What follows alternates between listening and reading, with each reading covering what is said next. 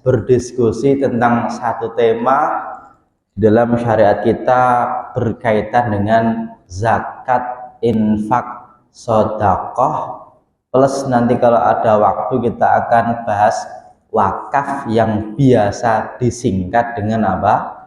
Ziswaf, ya Pak ya. Zakat, infak, sedekah dan wakaf, singkatannya ziswaf. Ini yang kita akan bahas pada kesempatan kali ini, mulai dari pengertian masing-masing, persamaan, perbedaan, dan juga insya Allah tentang ketentuannya. Tentunya sebelum membahas ini, doa dan harapan saya panjatkan kepada Allah Subhanahu wa Ta'ala. Semoga yang hadir di sini rezekinya lancar, banyak berkah, halal, bayar sedekahnya, zakatnya banyak. Mengingat tak sengaja tadi saya lihat running tag di sini nih, ya, penerimaan dan pengeluaran kok banyak pengeluarannya. Ternyata kasnya minus 5 juta loh ini. Kalau kurang 5 juta terus minjem duit siapa kalau masjid, Pak? Tapi tetap jalan masjidnya ya, Pak ya. Alhamdulillah. Ini saya bingung nih, kas kok kurang ini, yang minjemin atau ketua takmirnya jangan-jangan ya. Tapi insya Allah ya, ini sebagai doa kita. Insya Allah kita berharap semoga di dunia dapat kebaikan, di akhirat juga dapat kebaikan.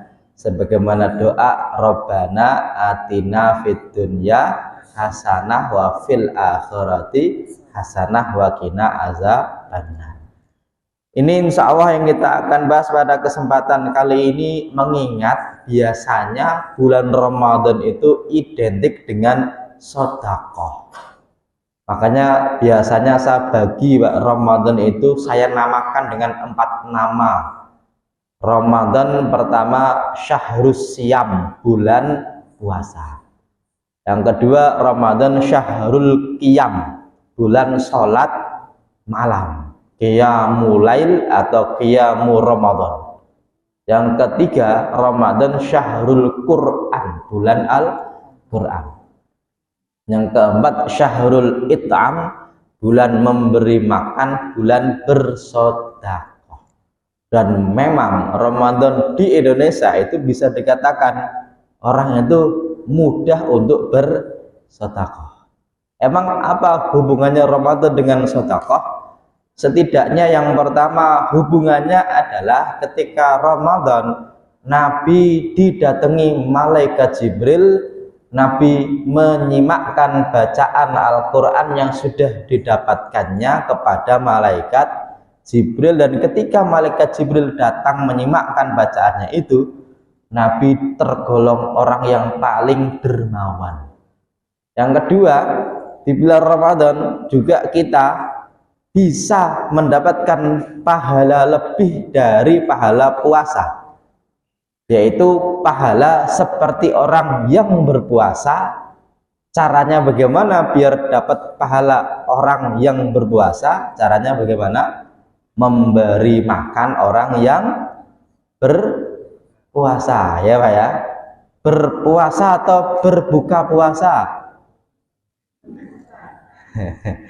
Siapa yang memberi makan orang yang berpuasa maka dilarang, ya Pak ya. Kenapa Pak? Boleh nggak memberi makan orang yang berpuasa? Boleh ya Pak? Boleh. Teman kita nih, bro, puasa bro. Iya, yuk sarapan yuk. Wah, Masya Allah, masa Ramadan diajak sarapan? Kan katanya memberi makan orang yang berpuasa, ya Pak ya.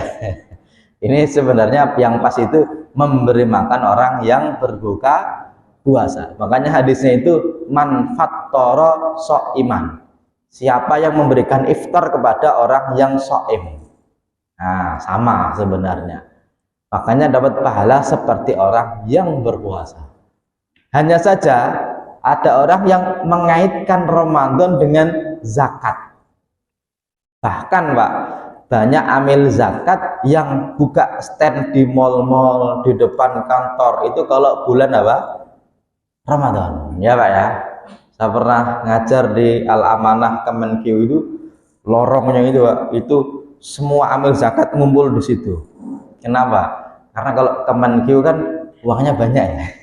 Kemenkeu-nya ya, kalau apa pegawainya ya ada nggak punya uang ya Pak ya.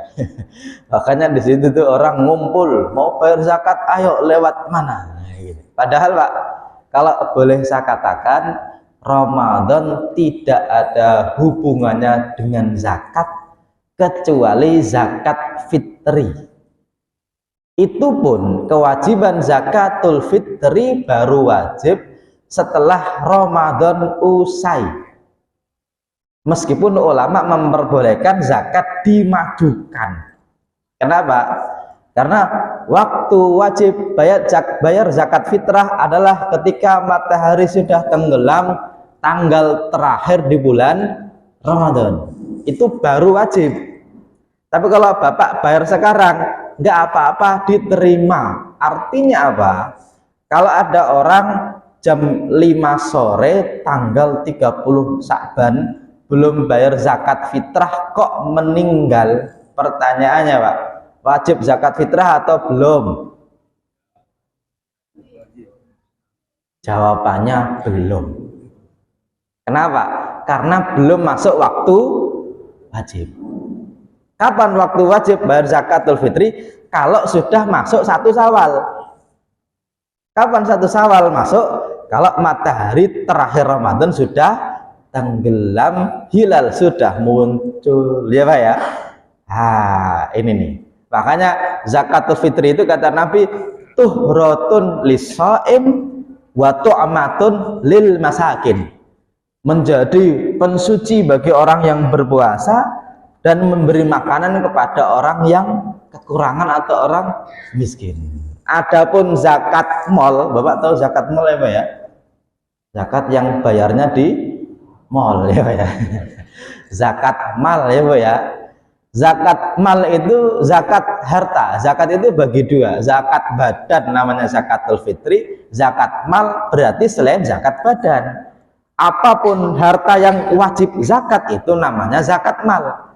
Meskipun tidak semua harta wajib zakat. Nah ini Bapak harus paham nih ya. Harta yang wajib zakat namanya zakat mal, ya Pak ya. Adapun harta tidak selalu wajib zakat. Oke. Nanti kita akan bahas. Itu Pak, zakat mal itu tidak ada hubungannya dengan Ramadan. Ada yang wajib ketika didapatkan, ketika dipanen. Misalnya zakat apa? Tanaman, ya Pak ya, tumbuhan, oke, hasil pertanian. Tapi kebanyakan zakat itu berkaitan dengan haul. Bapak tahu haul? Sudah dimiliki selama 1 tahun dari nisab yang dipunya. Artinya zakat itu dibayarkan kalau sudah haul dan nisab. Entah haulnya kapan, tidak harus nunggu apa?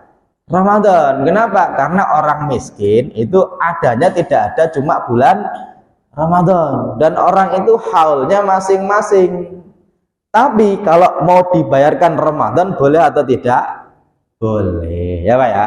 Makanya nanti Pak, tidak ada amil kok dadakan. Yang ada dadakan itu Pak apa?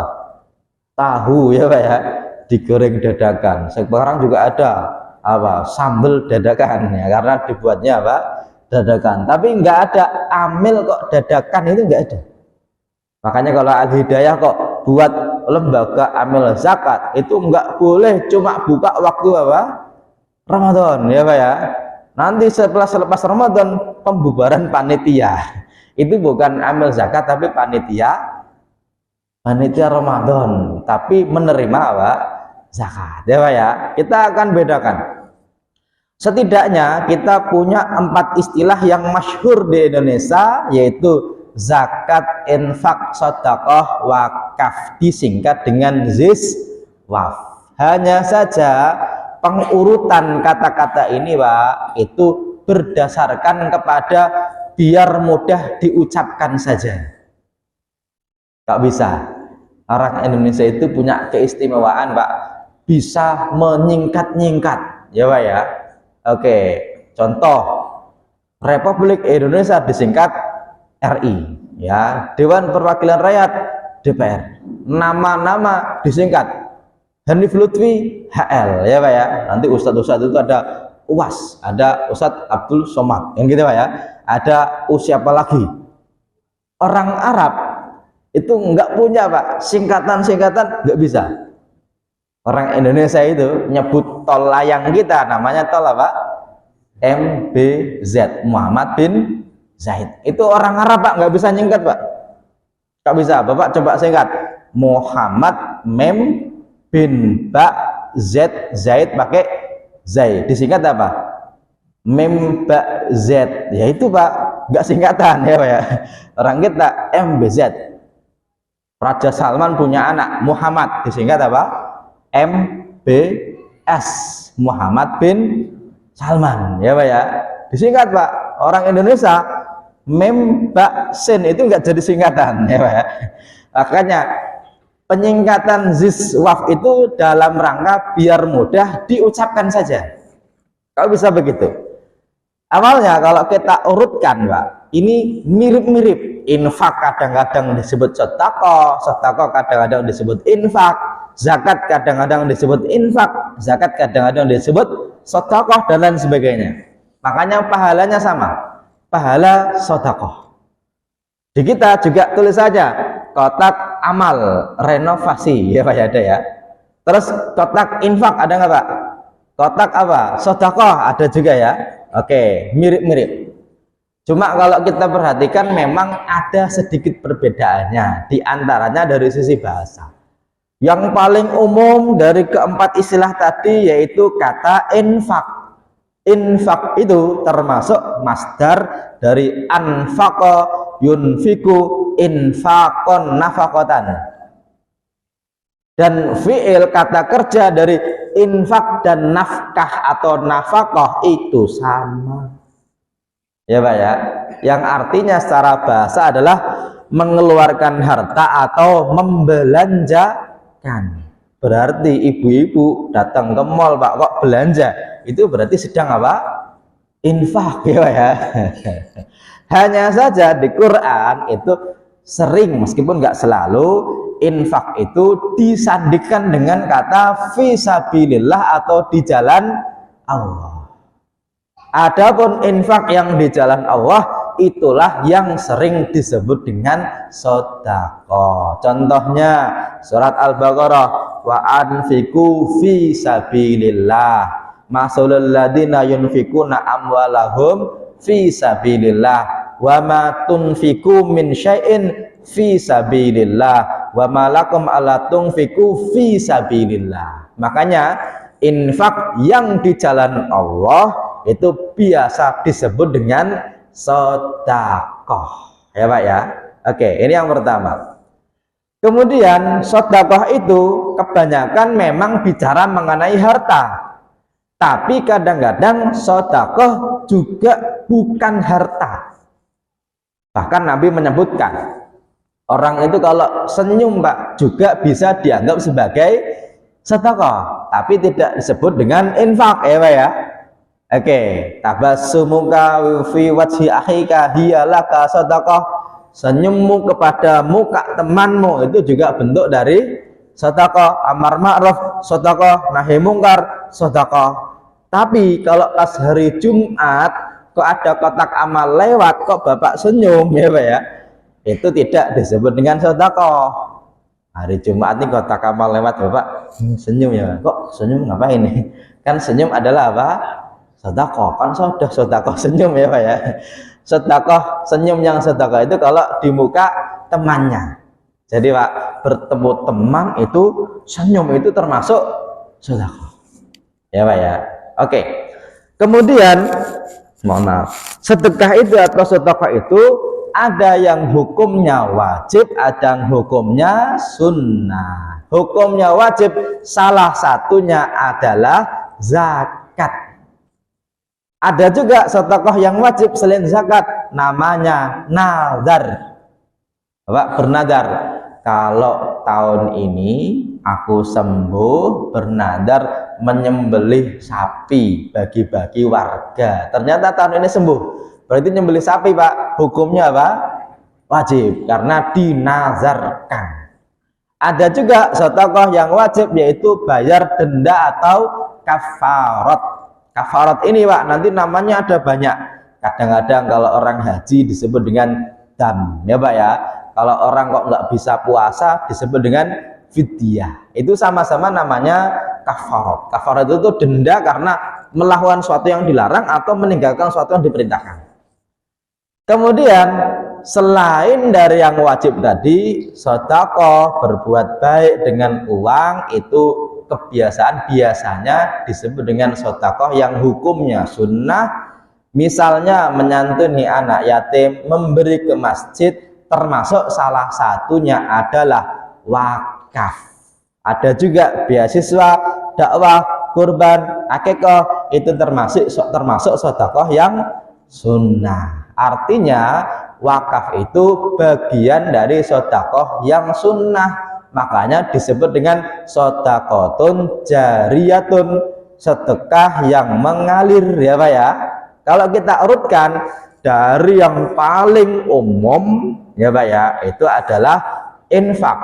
Lebih khusus namanya sedekah, khusus lagi namanya zakat maupun wakaf. Kalau kita urutkan harusnya Pak, infak, sedekah, zakat, disingkat apa? Susah ya Pak ya. Kalau kita urutkan dari yang paling khusus, zakat, sedekah, infak, susah juga. Makanya di Indonesia diringkas dengan ringkasan yang mudah, yaitu apa? Zakat, infak, sedekah, waf, ya Pak ya. Ini singkatan yang mudah.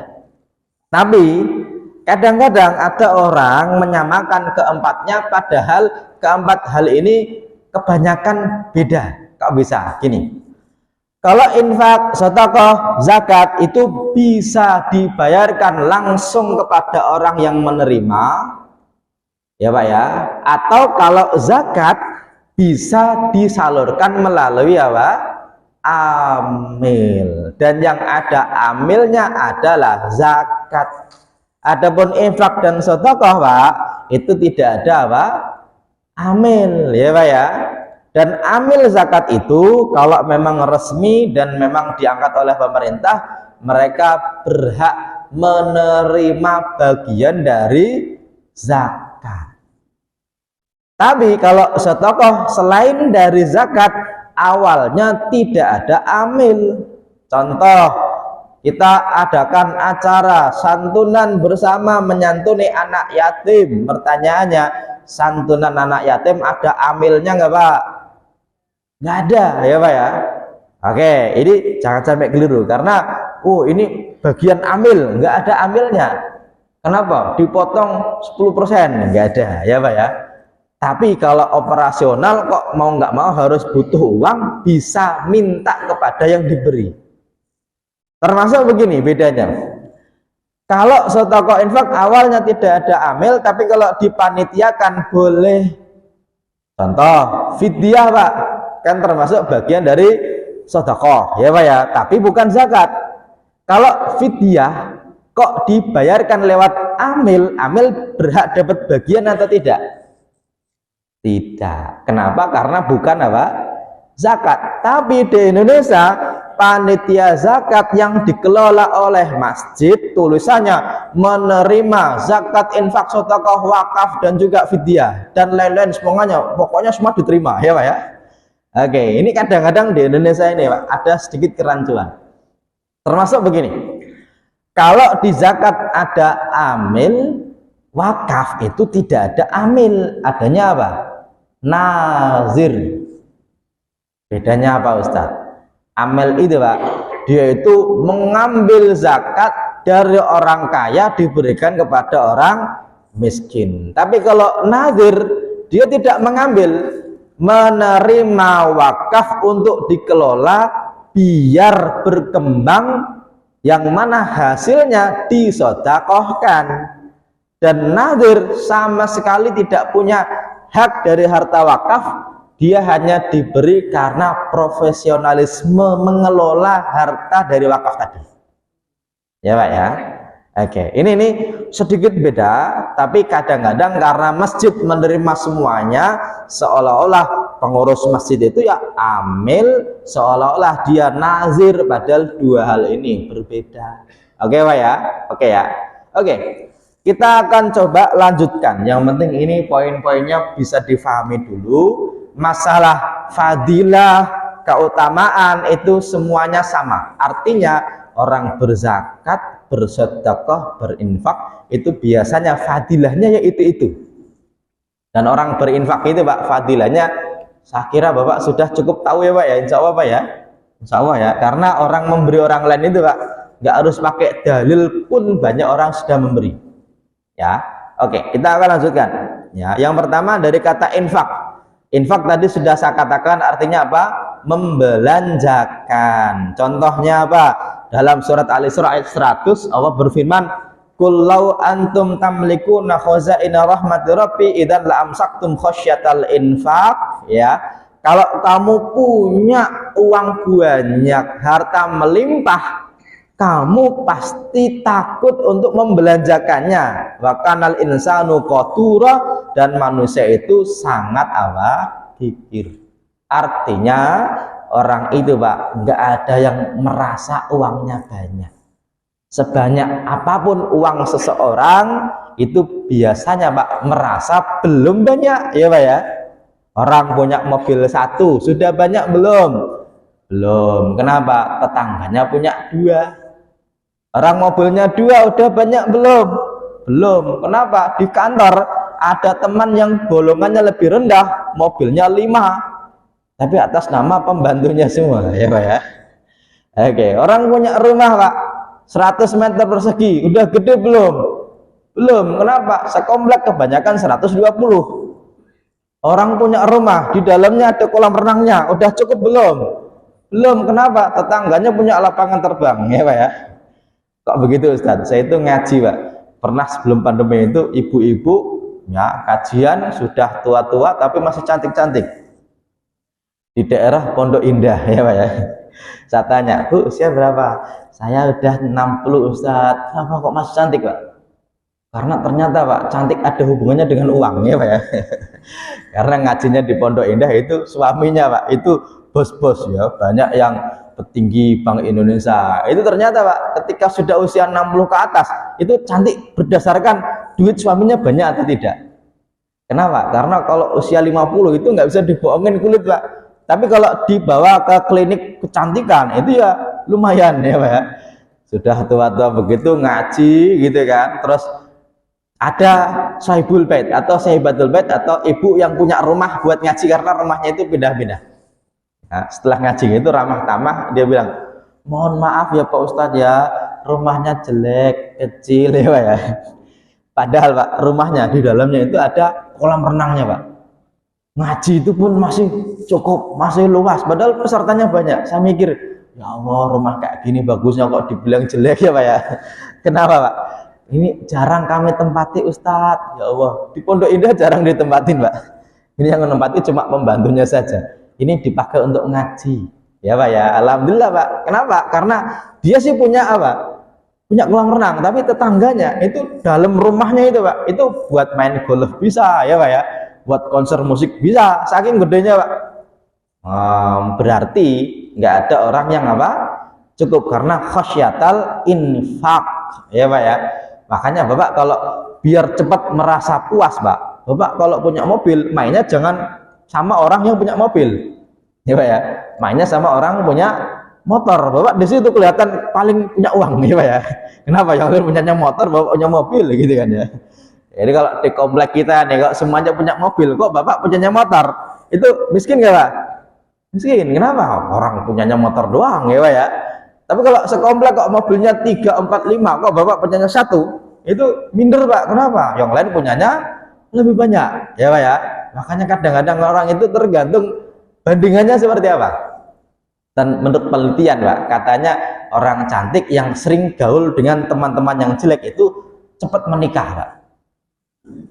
Gak bisa, karena ketika ngobrol bareng ketemu dengan lawan jenis itu, yang dia yang paling cantik ya Pak ya, katanya begitu ya.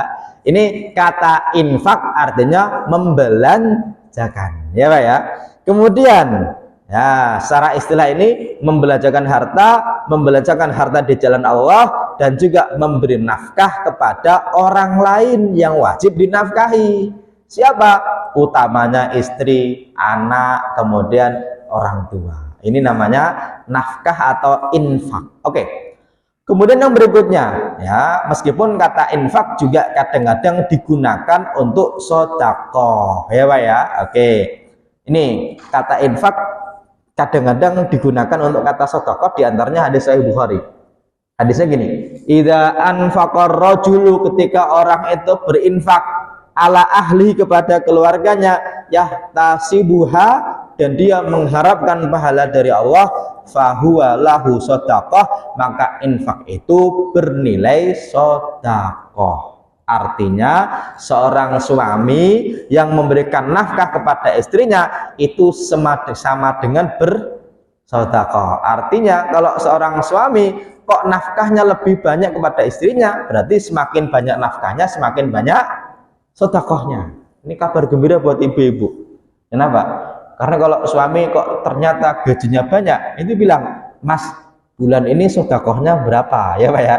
Nah, kenapa? Ya karena memberi nafkah sama dengan apa? Bersedekah. Jadi jangan khawatir bapak-bapak kalau ngasih kepada istri semakin banyak semakin bagus, karena dekat surganya lebih mudah, Pak. Kenapa? Karena orang kalau duitnya banyak, yang dikasih kok bukan istrinya, malah istrinya orang lain, Pak, itu nerakanya lebih gampang, ya Pak. Makanya kalau ada istri bilang, Mas, ini apa namanya, belanja bulan ini nih kayaknya kurang. Oh, masa gitu sih nggak bisa. Gini Pak, kalau kita kok nggak ngasih kepada istri kita, ya Pak ya, pertanyaannya, apa Bapak ridho kalau istri kita dinafkahi orang lain, Pak? Kan nggak mau Pak ya. Makanya semakin banyak memberi kepada istri, itu semakin banyak sedekahnya. Nah, ini pertama kata infak.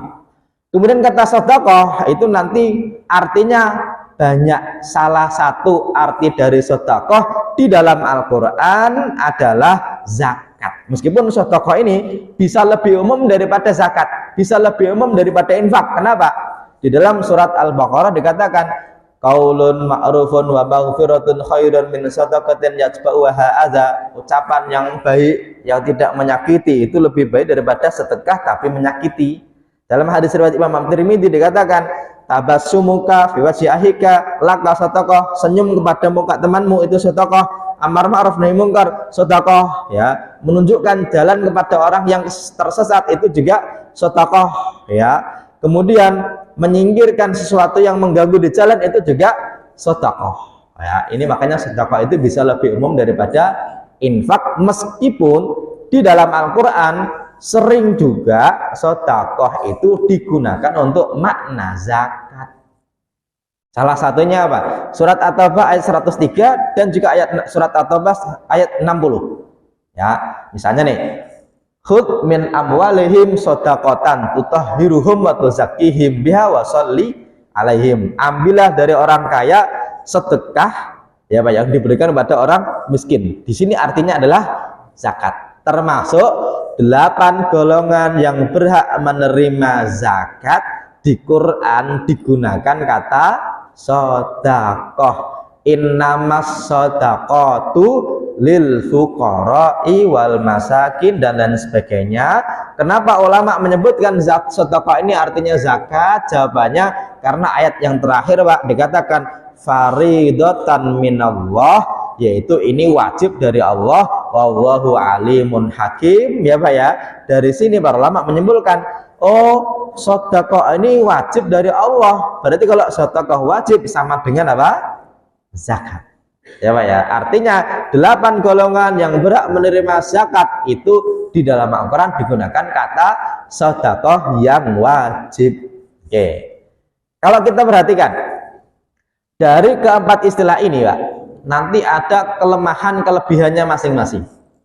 Contoh, kalau infak, sedekah dengan bahasa umum itu punya kelebihan, itu penggunaannya lebih fleksibel. Contoh, kalau di masjid ada kotak infak, Pak, itu berarti penggunaannya lebih fleksibel daripada kotak amal jariyah. Kenapa? Karena kalau kotak infak yang penting untuk infak. Tapi kalau kotak amal jariah, berarti amal jariah sama dengan wakaf, Pak. Berarti untuk apa? Untuk benda yang tidak habis konsumsi. Contoh, kalau ada masjid kok ada kotak kotak amal kok tulisannya sedekah jariah, Pak. Berarti yang masuk ke situ uangnya boleh nggak buat beli nasi padang pengurusnya, Pak? Ya, Pak ya. Nggak boleh. Kenapa nggak boleh? Karena orang yang ngasih uang ke situ berarti dia pengen bersedekah apa? Jariah. Sedekah jariah sama dengan wakaf. Kalau buat nasi padang berarti tidak apa? Wakaf. Berarti dari sini, Pak, ada sisi kelebihan dari infak, yaitu lebih apa? Lebih umum dan bisa lebih luas penggunaannya. Ya, Pak ya, nggak masalah. Oke, ini kata apa? Infak. Meskipun yang paling luas ya kotak amal, gitu aja, Pak ya. Nah, kotak amal itu kan ya buat amal. Tapi kalau apa namanya, misalnya nih ada orang kok berwakaf, wakafnya itu, Pak, berarti nggak boleh untuk sesuatu yang sifatnya konsumtif habis. Karena wakaf itu intinya adalah barangnya ada tetap. Ada yayasan, Pak, ada orang berwakaf, terus pengurus yayasannya bilang, Pak Ustadz, kalau uang ini nih kita gunakan untuk operasional karena operasionalnya kurang, boleh nggak, Pak, uang yang wakaf terus digunakan untuk operasional sampai habis, boleh nggak? Nggak boleh. Kenapa? Karena judul utamanya adalah wakaf, berarti badannya barangnya harus tetap, baru hasilnya jasanya yang disedekahkan. Ini kelebihan dari kata infak maupun sedekah. Tapi kalau kelebihan dari zakat, zakat itu punya kelebihannya apa? Zakat itu hukumnya wajib. Mau tidak mau orang yang punya harta wajib zakat harus bayar zakat. Sekaligus punya kelemahannya apa? Kalau ada orang punya harta kok tidak bayar zakat, berarti, Pak, dia telah meninggalkan sesuatu yang diperintahkan dalam agama. Tapi kalau orang kok duitnya banyak kok tidak berinfak, boleh nggak, Pak? Boleh, selama zakatnya sudah ditunaikan, ya, Pak ya. Termasuk kelebihan dari wakaf apa? Kalau wakaf kelebihannya barangnya abadi selama-lamanya dan penggunaannya lebih luas daripada sedekah dan zakat. Makanya kalau kita lihat, Pak, dari sisi yang paling bagus setelah orang itu bayar zakat adalah apa? Wakaf, ya, Pak ya. Kemudian dia wajib bayar zakat, kemudian sedekah dan infak. Oke. Kemudian berikutnya, kalau zakat itu, ini spesifik, Pak. Zakat itu kalau kita bicara mengenai zakat, dia itu hanya diperuntukkan oleh orang-orang yang punya harta yang wajib zakat. Dan orang itu wajib zakat ada syarat dan ketentuannya. Kenapa? Karena tidak semua harta yang berharga wajib zakat. Awalnya, Pak, rumah, mobil, tanah itu bukan termasuk wajib apa? Zakat. Zakat itu, Pak, ada ulama yang menyepakati kewajiban zakat itu dulu yang disepakati adalah dinar dan dirham wajib zakat, ya, Pak ya. Meskipun sekarang disamakan dengan uang. Oke, kemudian yang wajib zakat lagi disepakati adalah hasil dari pertanian, yang mana nanti ulama juga berbeda pertanian model apa yang wajib zakat. Ada yang disepakati dari hewan-hewan ternak, kambing, sapi, onta, itu wajib zakat, sepakat. Selebihnya ada perbedaan wajib atau tidak, ya, Pak ya. Ini tentang kewajiban zakat. Oke. Kemudian yang berikutnya, kalau kita bicara tentang wakaf, wakaf ini bisa saya katakan sebagai sedekah yang visioner, ya, abadi, bahkan bisa dibawa sampai mati, sampai kapanpun. Kok bisa? Istimewa dari wakaf itu, Pak, adanya nazir yang mengontrol tentang harta yang diwakafkan dan tetap mengalir pahalanya. Saya kasih contoh. Ini, Pak, kira-kira ini gambar ini namanya Mazru'atu Bi'ri Usman, ya, Pak ya. Mazru'ah itu artinya kebun, bi'run itu artinya sumur, kebun ini Pak ada sumur milik siapa? Utsman bin Affan ya Pak ya. Hari ini masih ada ya, masih ada dan masih menghasilkan kurma. Kurmanya ada hasilnya, kadang-kadang dijual, kadang-kadang disedekahkan ya. Ini dulunya Pak, awalnya adalah punyanya Utsman bin Affan, terus diwakafkan sampai hari ini masih ada ya Pak ya. Bayangkan Pak, sekarang sudah 1444 Hijriah, berarti sudah 15 abad yang lalu tanah ini dulunya milik Utsman. Kalau Bapak ditanya, kalau dulu tanah miliknya Abu Bakar, Bapak bisa tahu nggak di mana? Enggak ya Pak ya. Miliknya Umar tahu nggak di mana? Nggak ada. Miliknya Nabi di mana? Nggak tahu ya Pak ya. Meskipun jawabannya gampang ya, paling-paling di dalam Masjid Nabawi. Kenapa? Karena Masjid Nabawi hari ini Pak, yang luasnya sekarang itu dulunya seluas kota Madinah zaman Nabi, seluas itulah Masjid Nabawi hari ini. Kira-kiranya begitu. Jadi kalau sekarang Bapak di Masjid Nabawi, itu bayangannya Pak, dulu sahabat Nabi ya rumahnya di situ-situ ya Pak ya. Kalau kita kan hari ini Pak umroh kan Pak ya, yang paling kita ketahui adalah Raudhah ya Pak ya. Raudhah itu antara mimbar dengan rumahnya Nabi. Kemudian ada rumahnya Aisyah yang menjadi makam atau kuburan dari Nabi.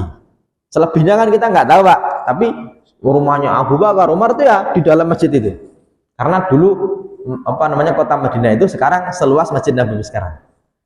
Tapi Pak, sumurnya Utsman ini masih ada, bahkan berkembang. Ini saya ambil di beberapa tahun yang lalu, mungkin sekarang sudah selesai ya Pak ya. Itu ada Mabna Sakani Tijari, bangunan ya Pak ya. Sakani itu untuk tempat tinggal, Tijari itu untuk jualan. Orang kita singkatannya apa Pak? Ruko ya Pak ya. Rumah apa?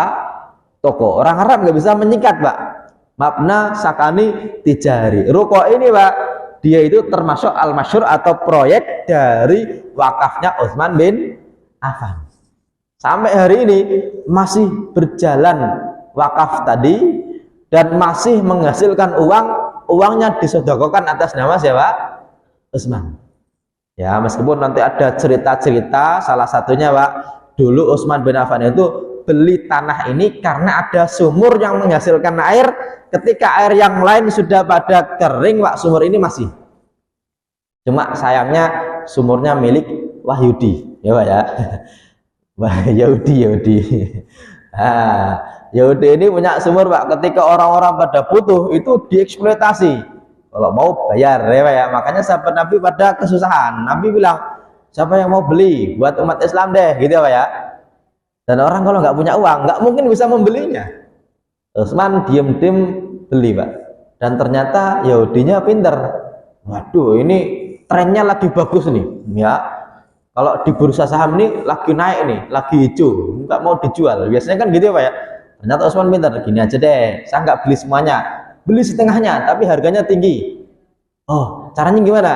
Satu hari milikku, satu hari milikmu, ya Pak ya. Oh, deal, dibayar Pak.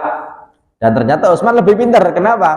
Ketika harinya Utsman bilang kepada sahabat Nabi, kalian ambil air di sini gratis, itu udah milikku, tapi ambilnya untuk 2 hari ya Pak ya. Berarti pas harinya Utsman, sahabat Nabi pada ambil banyak Pak. Kenapa? Orang milik Utsman ya Pak ya. Pas giliran punyanya Yahudi Pak, sepi, nggak ada orang. Loh, biasanya rame ngantri ya Pak ya, kok nggak ada orang.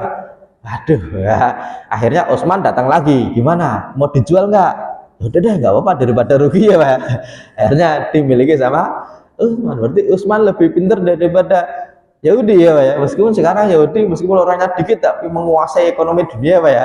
Kalau kita bilang boykot produk Yahudi, besok Bapak nggak bisa kirim WA Pak. Nggak bisa Instagram, nggak bisa Facebook ya Pak ya. Oke. Tapi Utsman lebih pintar. Ya, sampai hari ini masih bisa dinikmati pahalanya. Hartanya tetap, nazirnya hebat, pahalanya mengalir. Termasuk sekarang nih Pak. Ini ada hotel. Ya, tulisannya Wakaf Habib Al-Asy. Wakafnya Habib Al-Asy. Ada yang bilang Habib Al-Asy itu namanya Habib Abu Bakar Al-Habsyi. Ini Pak, hotel ini dia itu hotel disewakan dengan profesional pelayanannya, ya Pak ya. Kenapa? Karena ternyata tanah yang digunakan untuk bangun hotel ini ternyata tanah hasil wakaf dari Habib Al-Asy. Siapa Habib Al-Asy? Habib Al-Asy ini tahun 1800-an Pak. Itu ada orang namanya Habib Buka Asy yang aslinya dari Aceh, punya gagasan untuk mengumpulkan uang dari jamaah-jamaah muslim-muslim Aceh untuk beli tanah di Makkah saat itu. Ini belum ada Saudi Pak ya, saat itu tahun 1800 beli tanah, yuk buat apa, kita wakafin. Kalau ada orang haji dari Nusantara, khususnya dari Aceh Pak, kalau nanti pergi haji biar mereka nggak bingung tidurnya di mana, kita wakafin buat orang yang pergi haji. Dan bayangkan zaman itu pergi haji nggak naik pesawat ya Pak ya, naiknya ya kapal. Tapi bukan kapal ya, kadang-kadang kapal api, kadang-kadang Nescafe ya Pak ya. Ya pokoknya naiknya bukan pesawat lah ya. Dan orang itu kalau pergi haji Pak, itu kalau bisa pulang dengan selamat itu ya udah anugerah gitu aja. Karena di kapal itu ketemu perompak ya Pak ya. Nanti nyampe Jeddah Pak, itu jalan ke Mekah, ketemunya apa? Perampok. Ya, di sono belum ada penginapan, makanya tidur di sini aja. Dan banyak dulu orang yang hajinya 5 tahun pulang-pulang, pinter. Makanya kalau dipanggil Pak Haji itu biasanya pinter. Sekarang mau dipanggil Pak Haji gampang. Bapak pakai peci aja di Tanah Abang itu setiap orang panggil apa? Pak Haji, boleh Pak Haji, boleh Pak Haji ya Pak ya. Ya boleh lah, masa nggak boleh ya Pak ya. Oke, boleh Pak Haji. Makanya dulu kalau orang haji itu biasanya apa? Pinter. Karena dulu hajinya lama. Tapi Pak, ketika perluasan dari Masjid Nabawi, kita sudah syuruk atau belum? Sudah ya, kok nggak ada bunyinya? Titit, nggak ada ya? Ah, udah saya tambahin dikit. Ketika perluasan Masjidil Haram, tanahnya karena tanah wakaf Pak, itu nggak bisa diperjualbelikan, itu nggak bisa. Sampai hari ini di Indonesia juga sudah ada undang-undang kalau sudah suratnya, sertifikatnya kalau sudah wakaf, itu nggak bisa Pak, diperjualbelikan nggak bisa. Paling-paling bisanya dia Pak, tukar guling. Bapak tahu tukar guling ya Pak ya? Ya saudaranya tukar bantal itu loh Pak. Ya nggak tahu kenapa kok yang ditukar gulingnya Pak. Lah ketika ditukar guling Pak, dapat tanah 500-an meter dari Masjidil Haram saat ini. Kalau ini 500 meter Pak, kira-kira kalau sekarang Pak, itu dekat nggak Pak? Dekat. Kenapa? Orang haji aja kadang-kadang jarak maktabnya dengan Masjidil Haram 5 kilo Pak ya. Nah, sekilo aja nggak jauh-jauh amat karena Masjidil Haram. Kalau Madinah mungkin agak jauh. Ternyata Pak, karena dulu wakaf ikrarnya itu Pak, untuk jamaah haji asal Indonesia, asal Nusantara zaman itu ya. Itu sekarang Pak, tanahnya dikelola oleh apa namanya? Jaringan hotel internasional. Tanahnya hasil wakaf, ya Pak ya. Kemudian dikelola dengan baik. Hasil dari apa? Penyewaan hotelnya tadi Pak, itu dibagikan kembali kepada rakyat Aceh yang pergi haji. Ya makanya tahun ini sebelum pandemi ya, setahun itu dividennya itu untuk apa? Untuk wakafnya itu sekitar 22 miliar rupiah. Ya Pak ya, berarti Pak Habib Abu Bakar Al-Habsyi tadi dan teman-teman itu setiap setahun sekali mereka bersedekah 22 miliar. Dan sedekah setelah orang itu mati Pak, setelah orang itu meninggal, kira-kira bisa sombong nggak?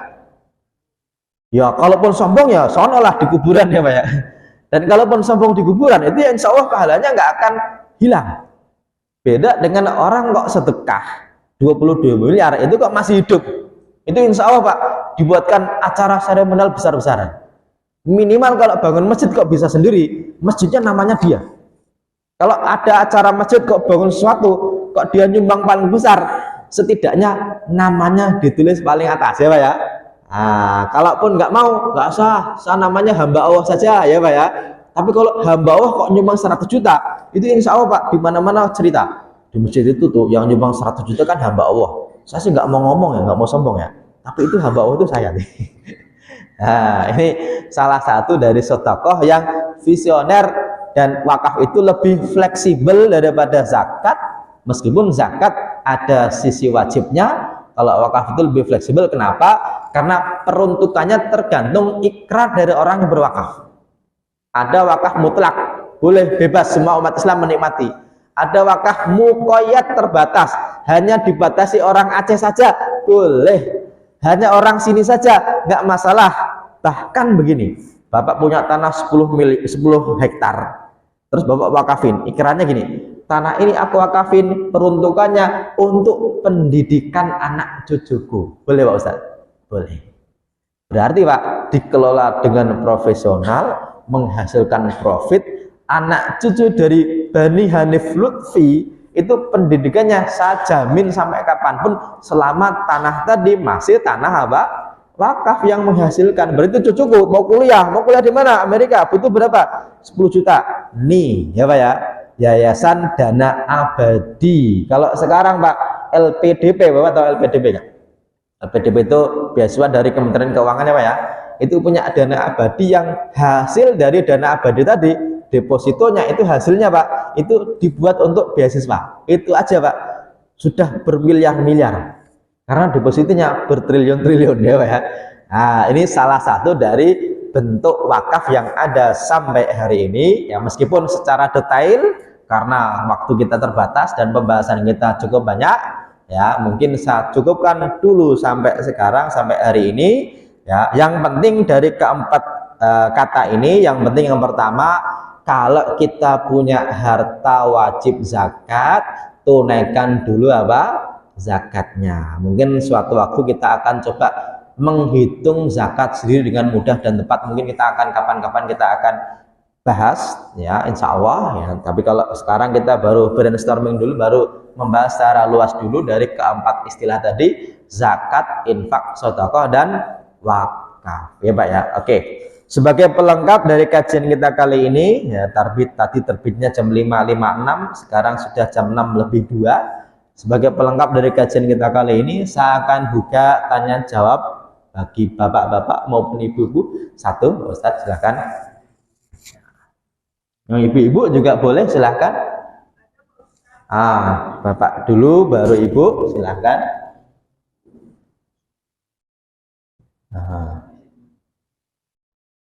Langsung aja, nanti pertanyaan saya ulang. Waalaikumsalam warahmatullahi wabarakatuh. Zakat mahal. Zakat dari hasil tani ya. Hasil tani. Kan itu diambil modal dulu, misalkan modal 10 juta. Hasilnya ada 20 juta. Apa diambil dulu modalnya 10 juta, baru yang 10 jutanya berapa persen ya? Siap. Ini zakat dari pertanian. Oke. Waalaikumsalam warahmatullahi wabarakatuh. Oke. Pertama begini, ulama sepakat hasil pertanian wajib zakat. Yang pertama itu hasil pertanian ya Pak ya. Tapi ulama beda pendapat terkait hasil pertanian yang seperti apa zakat itu ya. Saya ulangi, kalau zakat pertanian wajib zakat sepakat, oke Pak ya, sepakat. Tapi hasil pertanian seperti apa, ternyata ulama beda pendapat. Dalam madhab Syafi'i, hasil pertanian yang wajib zakat adalah ada 2 kriteria. Yang pertama bisa disimpan, yang kedua menjadi bahan makanan pokok. Ya, makanya dalam madhab Syafi'i Pak, orang kok punya karet, punya apa namanya kebun, misalnya kebun sawit, itu tidak termasuk wajib zakat gara-gara hasilnya. Ya Pak ya. Tapi kalau orang kok punya apa namanya sawah menghasilkan padi, itu wajib zakat. Makanya ini dalam madhab Syafi'i yang sampai hari ini orang Indonesia masih jadi perdebatan. Kenapa? Karena orang Indonesia Pak, dalam bab ibadah itu Syafi'i. Tapi kalau dalam bab zakat hampir sudah tidak tahu lagi ini madhabnya apa. Ya Pak ya. Oke ya, saya ulangi. Ulama sepakat hasil pertanian wajib zakat, tapi ulama tidak sepakat kriteria dari pertanian apa yang wajib zakat. Dalam madhab Syafi'i yang wajib adalah yang bisa menjadi makanan pokok maupun bisa disimpan untuk waktu yang lama. Selebihnya tidak wajib zakat gara-gara dia hasil pertaniannya. Oke ya. Tapi kalau pertanyaannya, Pak Ustadz, kan kita modalnya 10 juta, hasilnya 20 juta, terus yang wajib dizakatkan berapa, apakah dikurangi modal atau tidak? Jawabannya Pak, itu bukan cara ngitung zakat hasil pertanian. Kenapa? Karena hasil pertanian itu gini, Bapak punya padi, ya Pak ya, berarti kalau sudah panen, itu kan sudah dikurangi biaya produksi Pak, ya Pak ya, hasilnya baru yang disedekahkan, berapa persen? 5 atau 10. Kalau diairi sendiri berarti 5, kalau didapatkan dari langit berarti 10. Tapi 5 ini Pak bukan dari uangnya, tapi dari apa? Hasil pertaniannya. Ya, makanya kalau hasilnya misalnya kok 1 ton berarti 5% dari 1 ton. Tapi kan kita Pak Ustadz kan hasilnya uang ya Pak ya. Itu sisa pertanian modern. Ya, makanya dalam zakat pertanian itu Pak, nanti perbedaannya cukup signifikan bagaimana cara ngitungnya, tapi yang perlu saya jelaskan adalah bukan dari uang yang dihasilkan, tapi dari barang yang dihasilkan, ya Pak ya. Tapi tentang kriteria dari tumbuhan dan yang wajib zakat itu apa? Ternyata ulama beda pendapat. Kenapa?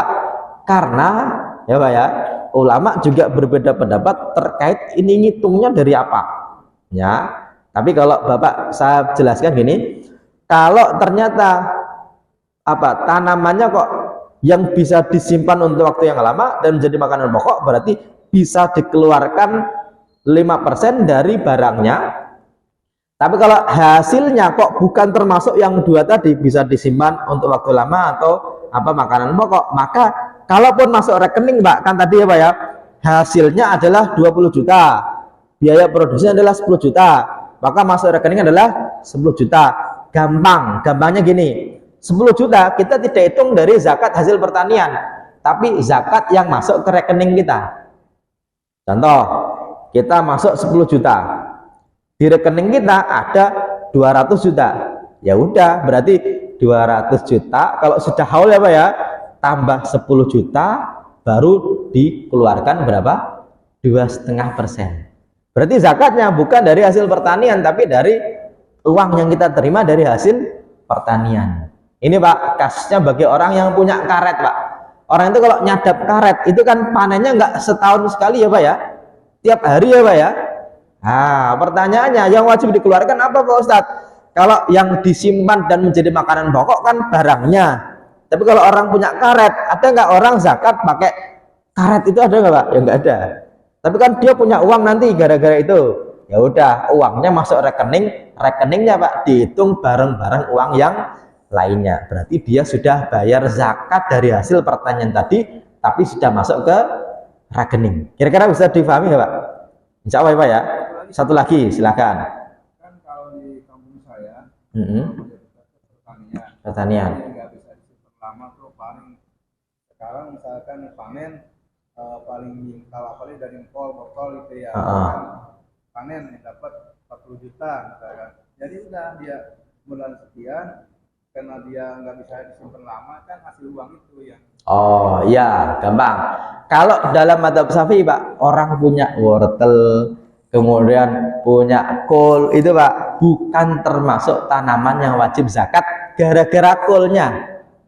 Ya Pak ya, gara-gara kentangnya, bukan. Orang itu hasil panen kentang Pak dalam madzhab Syafi'i tidak wajib zakat kamu. Kenapa?